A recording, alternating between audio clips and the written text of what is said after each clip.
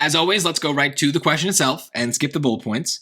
The student wants to use a quotation to challenge Thucydides' explanation of the conflict between Athens and Sparta. So, okay, challenge. Maybe using a quotation is important, but if I scan these choices, it looks like I got quotes and everything. So that part probably doesn't matter because they all have quotes of some kind. But challenge Thucydides' explanation for the conflict. Okay, so A. According to Allison's Thucydides trap theory, whenever a rising power is threatening to displace a ruling power, conflict is likely. Okay, well, is that challenging the explanation? Nothing feels like it's being challenged here. They definitely talk about Thucydides. I don't know, maybe I leave this in, but it just says according to the theory. I don't get anything being challenged. I feel like I want almost like two theories, right? The one that's being challenged and the second theory almost like the challenge itself. So I don't know, this doesn't seem right, but we'll keep it in, I guess. B, Thucydides wrote that conflict between the two powers was inevitable, although Stuart later challenged the historical basis of this claim. Okay, well, it does say the word challenge. I think that, to me, this sounds like a trap.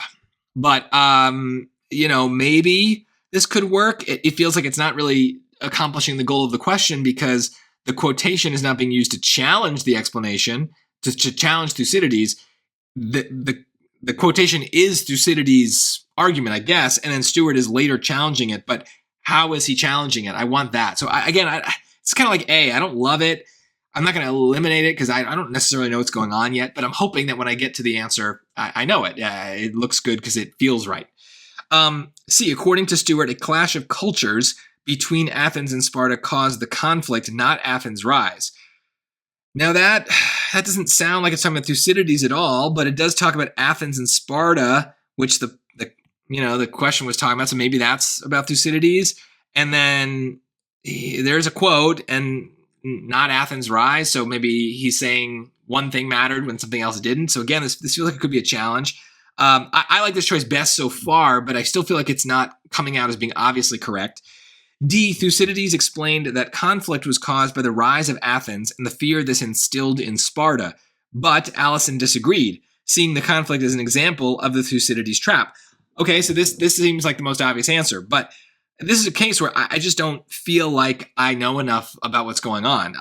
I need to get Thucydides' explanation, and then I'm going to challenge it. So I don't know. I like this choice best. But this would be a clear case where I'd go to the bullet points. And maybe you're thinking, well, why don't we just go to the bullet points at the start? Well, most of the time we don't need them. This is just an exception where we do, and it's not a big deal. So let's make sure we understand Thucydides' view.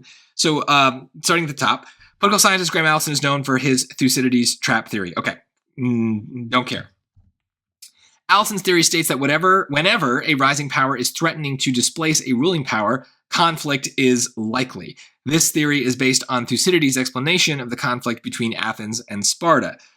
Okay, so Allison then is not challenging Thucydides. Allison is using Thucydides to make his point. So that seems odd. Thucydides wrote that the rise of Athens and the fear this instilled in Sparta made conflict inevitable.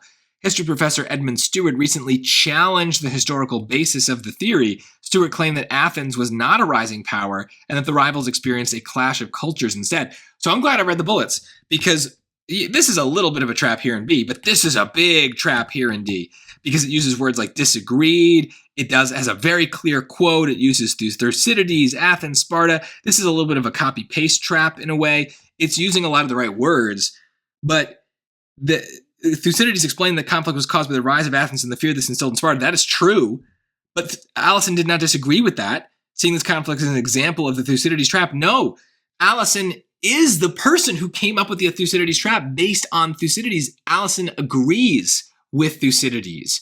So this is just getting the facts wrong, but it has a lot of words that sound like the other, pieces of the puzzle that we needed from the question. So this is why you've got a sense when you're not quite connecting with a choice and there feels like there's stuff that's not quite matching up. So I think C is actually the best answer. Let's double check. According to Stewart, the guy who disagreed with Thucydides, a clash of cultures between Athens and Sparta caused the conflict. So that's the challenge, not Athens' rise, right? He's saying that it's not Athens' rise. And basically we're looking at kind of these two pieces here. And so, yeah, that is doing exactly what we were told from the beginning, using a quotation. So Clash of Cultures is the quotation to challenge Thucydides' explanation. So Thucydides' explanation is that Athens was on the rise, and he's giving a different. He's challenging it by giving a different approach. That it's the Clash of Cultures instead. So that tricky one. This is about, to me, as hard as these get. I still don't think it was that hard. I still don't think this is something where you can be like, oh, well, it was a hard one, I got it wrong. I think that the process that we're supposed to go through for these outlines would have saved us here. We would have gotten to the end and been like, there's a couple of these that kind of sound like challenges. They all kind of use quotes. I don't really know what's going on here. They seem to be different people agreeing and disagreeing. So all of these things kind of add up to me being like, maybe I should just read the bullets and just see what's going on. And maybe I'll get clarity that way. And when I do, I don't know. To me, it's very clear at the end. Like they literally say that the guy who's doing the challenging is Stuart. So D, suddenly, what are we doing with Allison here? Allison is the person who agrees with Thucydides. So it's much easier to sort all that out when we have the bullets.